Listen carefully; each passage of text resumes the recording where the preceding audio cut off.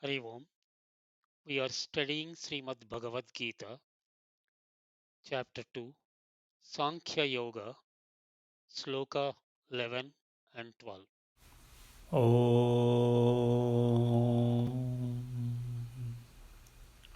ॐ सहनाववतु सहनौ भुनक्तु सह वीर्यं करवावहै तेजस्विनावधीतमस्तु मा विद्विषावहै ॐ शान्ति शान्ति शान्तिः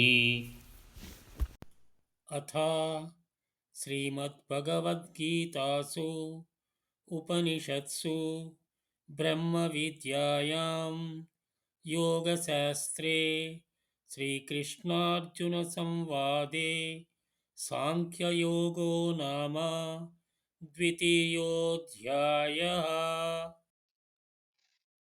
Arjuna, who was full of sorrow, eyes filled with tears, confused, deluded, and unable to take right decision, completely surrendered to Bhagawan Sri Krishna as an ardent student, requested guidance and instruction to do what is dharma and what is he need to do in the battlefield. Sri Bhagavan smilingly started his teachings to Arjuna through Arjuna to all of us from verse 11 onwards. Hari Om. After Bhagavan introduced the concept of Atman Jnana, that is knowledge of self, to Arjuna, he now began to dispel his misconception and his misunderstanding as well as provide solution to his grief by narrating the nature of Atman, the self, the supreme consciousness. Before we discuss the summary of Sloka and comments by gurus, let us once again recollect characteristics of Atman or self as well as non self. Non self is body, mind. Let us look at the Atman and self. It is Nitya, eternal, all pervasive, deathless, birthless, timeless, and few attributes of non self are it is temporary, anitya, time bound, birth and death of body and mind occurs. And the second point is Atman and or self when it enters the body mind complex, it illumines the mind and thoughts. It is the inner self of all beings. We have already discussed this earlier. Sloka 11. Sri Bhagavanuvacha असोच्यानन्वसोचस्त्वं प्रज्ञावादांश्च भाषसे गतासु न गतासूंश्च नानुशोचन्ति पंडिताः. Summary Sloka 11. Sri Bhagavan said, you speak of words of wisdom, but you have grieved for those who should not be grieved for. Pandits don't grieve for those living or dead. Bhagavan Sri Krishna says to Arjuna, you are grieving and becoming sorrowful and showing compassion for those who have not yet dead, and you are imagining that they would be killed in the war.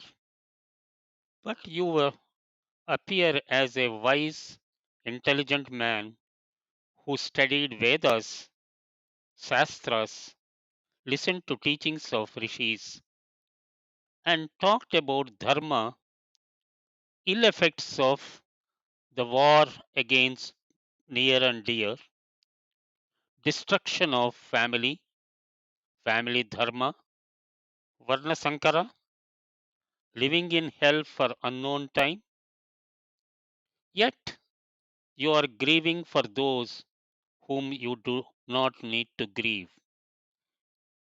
They are eternal. They have lived their life fully and with dharma. You talk as a Pandit.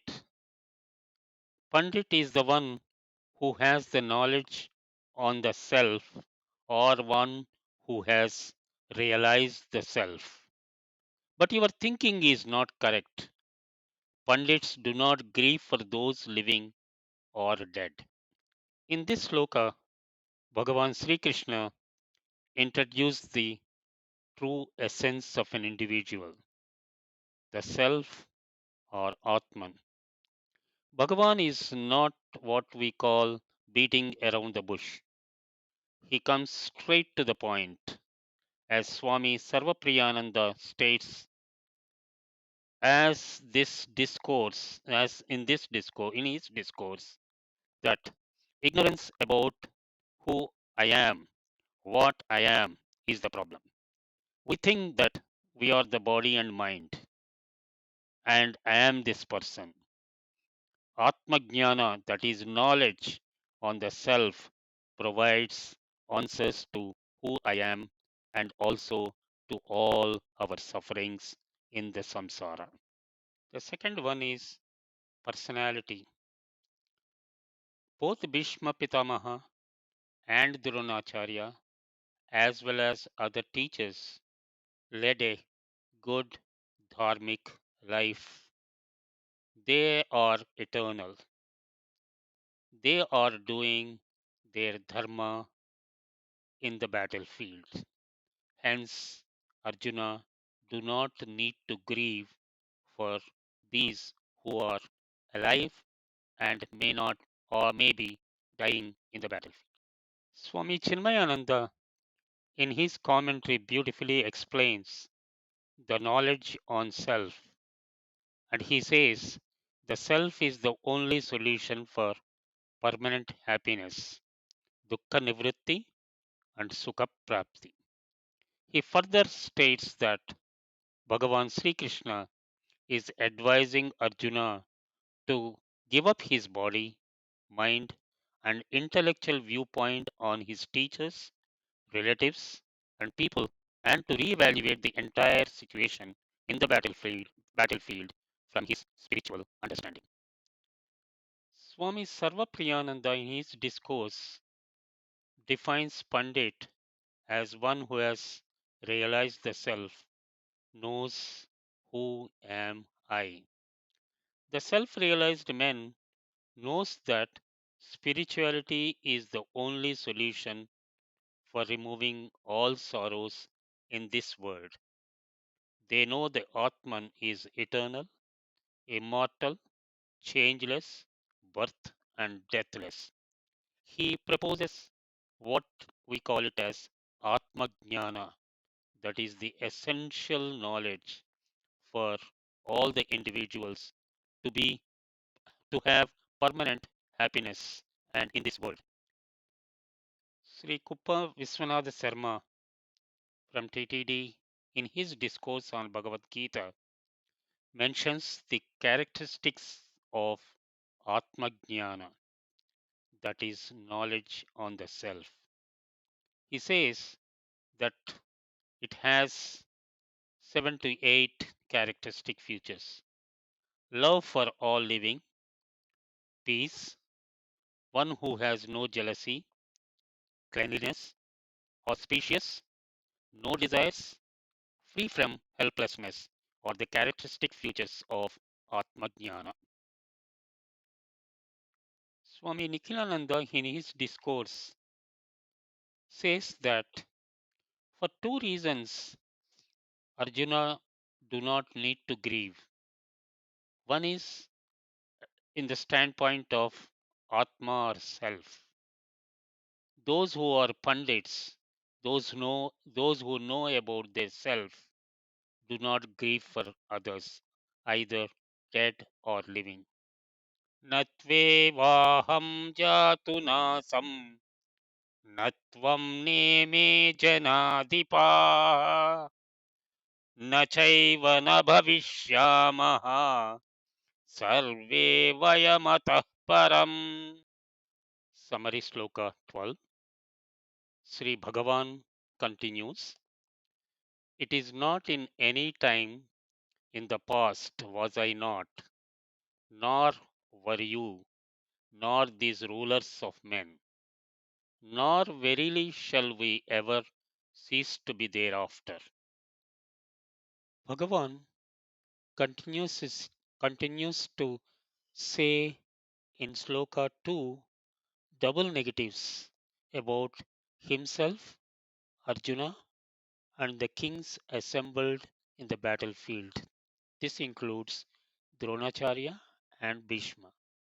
He says, and also if we rephrase his words, he was there in the past, that is, Bhagavan was there in the past. Arjuna also existed in the past, as well as the kings assembled in the battlefield.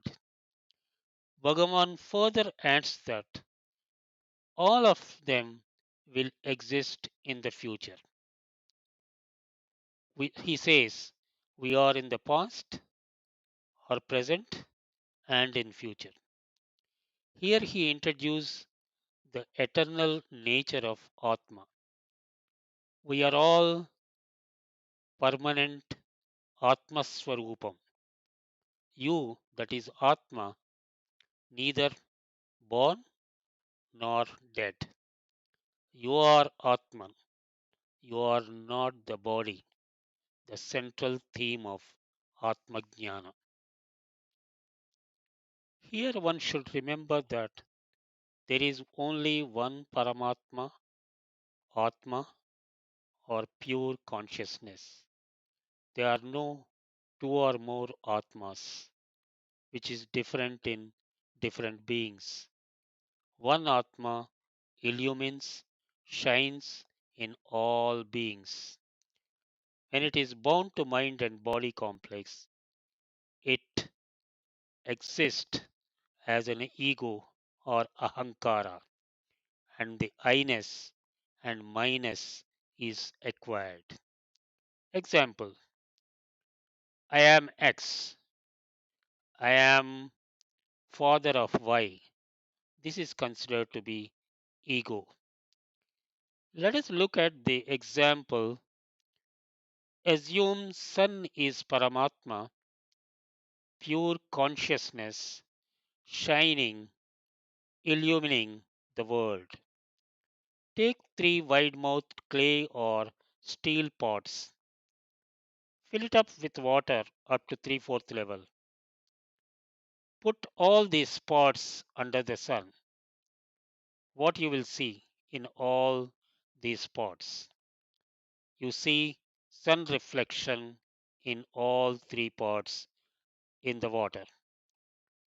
One can look at the three reflections with bright illumination.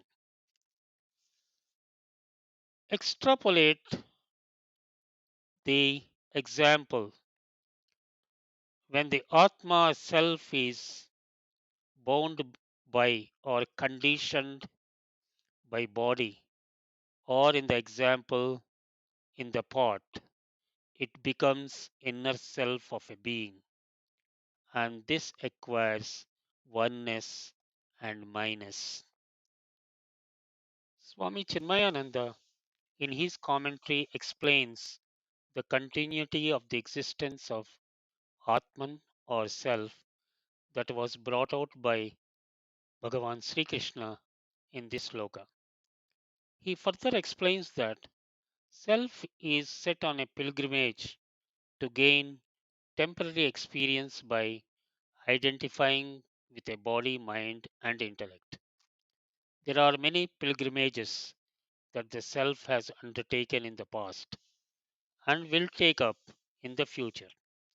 The self remains same, but it is the conditioned by different body equipments and come to live to gain experiences different environment.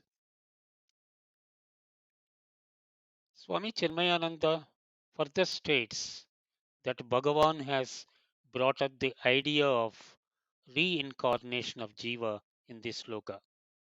The theory of reincarnation has further strengthened the notion of Hindu philosophers.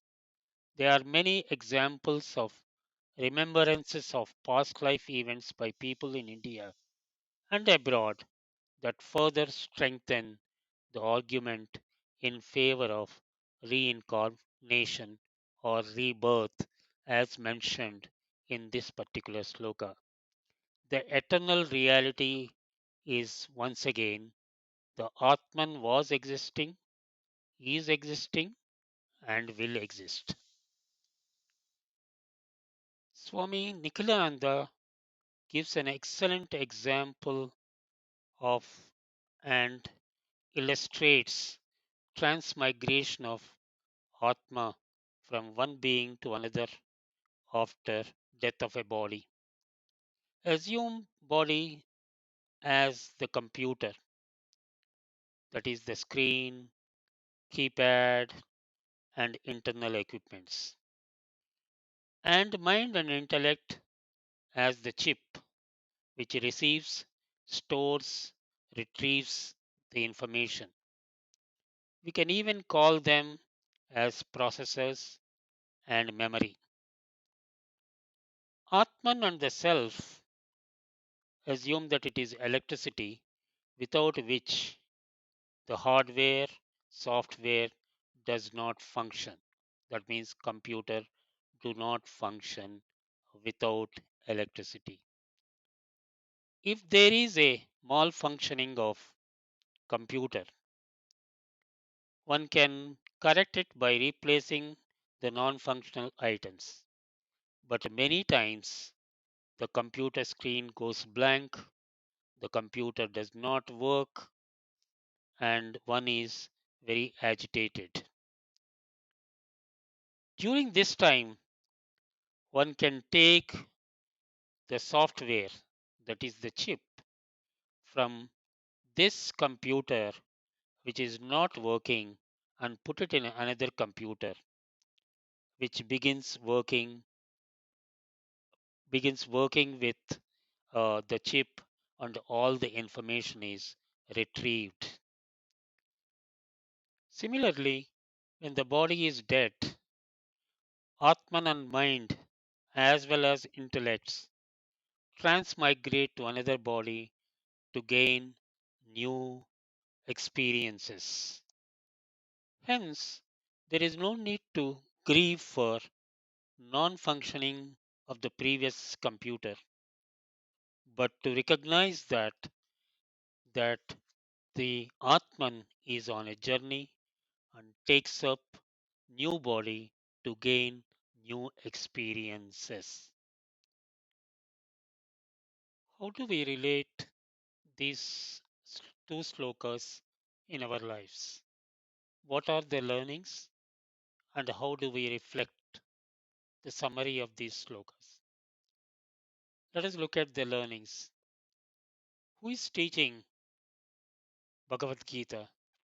Bhagavan or Paramatma himself is teaching all of us about Atman Jnana. Second one is he says ignorance is the cause of all sufferings and the knowledge is the solution. The third point to be remembered once again is Atman is eternal, immortal. It existed before, it exists now, and it exists in future. How relevant these two slokas in our lives? Despite knowing that we should not be thinking of unnecessary things, a thought comes in our mind and we think about it. Some may lead to happiness and others fear and anxiety. Lord Krishna teaching is extremely relevant to all of us. Once we remove our ignorance by attaining the knowledge about the self, all sorrows will vanish and we will move on to seek permanent happiness. Here Swami Sarvapriyananda quotes, "We are essentially spiritual beings having human body, not human beings in search of spirituality."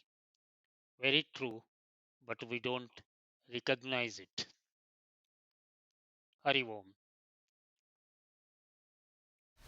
ॐ पूर्णमदः पूर्णमिदं पूर्णात् पूर्णमुदच्यते पूर्णस्य पूर्णमादाय पूर्णमेवावशिष्यते ॐ शान्तिः शान्तिः शान्तिः